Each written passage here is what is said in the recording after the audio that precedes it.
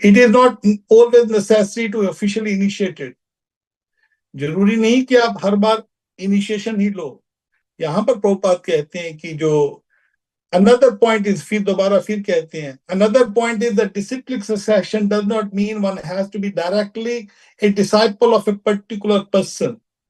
The conclusion which we have tried to explain in our Bhagavad Gita as it is same as the conclusion of Arjuna. So Prabhupada कहते हैं कि disciplic succession गुरु परंपरा का अर्थ है कि आप शिक्षाओं को पकड़ो। दोबारा फिर एक लेटर में लिखते हैं, disciplic succession does not always mean that one has to be the initiated officially. Disciplic succession mean to accept the disciplic conclusion.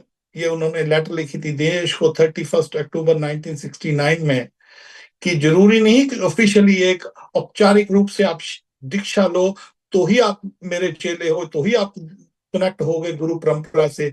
Disciplic succession means आप कभी उनकी शिक्षाओं को, कोई भी आदमी कहीं पर भी बैठा है, वो प्रभुपाद जी की, हमारे आचार्य की या मध्वाचार्य की या रामानुजाचार्य की, हमारे किसी आचार्य की शिक्षाओं को फॉलो कर रहा है, उनके निर्देश से चल रहा है, इसका अर्थ है वो उनका ही चेला गिना जाएगा।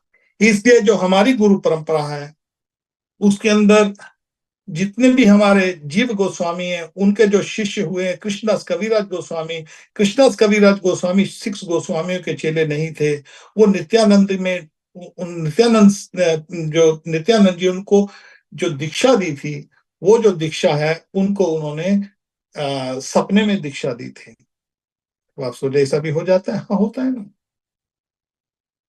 और जो हमारे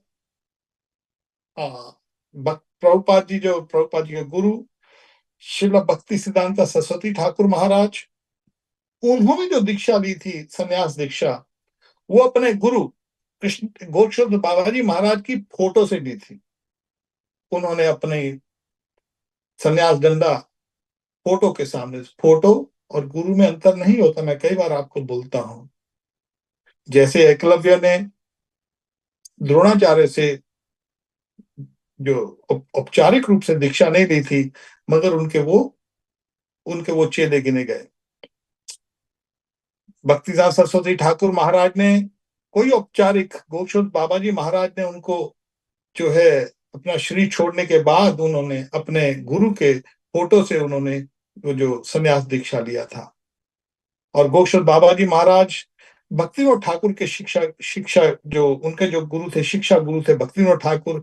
भक्तिविनोद ठाकुर के शिक्षा गुरु थे जगन्नाथ बाबा जी महाराज। जगन्नाथ बाबा जी महाराज के शिक्षा गुरु थे बलदेव विद्याभूषण। और बलदेव विद्याभूषण के जो 3 परंपराओं से उनके विश्वनाथ चक्रवर्ती ठाकुर, उनके शिष्य नरोत्तम दास ठाकुर। जैसे हम हमारे संबंध है, हमारे ब्रजमोहन बाबा से हमारा प्रेम संबंध है, तो हमको जो शिक्षा मिली वो प्रभुपाद जी से मिली।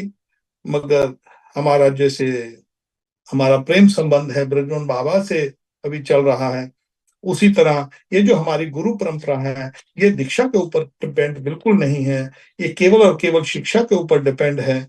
और रघुनाथ दास गोस्वामी के जो जो जो गुरु थे वो अद्वैत परिवार से, तो हमारी इस गुरु परंपरा के अंदर जो कि प्रभुपाद जी की जो भगवद गीता यथारूप है, उसके अंदर 28 के 29 जो भी पेज है, उसके अंदर जितनी भी गुरु परंपरा लिखी गई है, दीक्षा के ऊपर निर्धारित नहीं है, वो शिक्षा के ऊपर निर्धारित है सारी। तो हमारी जो शिक्षा है वो, हमारा यही उद्देश्य है कि इधर उधर भटकने के बजाय जो आप कोई परमहंस जो साधु है, परमहंस साधु है, उसी की शरणागति लेनी चाहिए। क्योंकि परमहंस जो शरणागत है वही आपको इस भव सागर से पार करा सकता है, दूसरा कोई व्यक्ति नहीं पार करा सकता।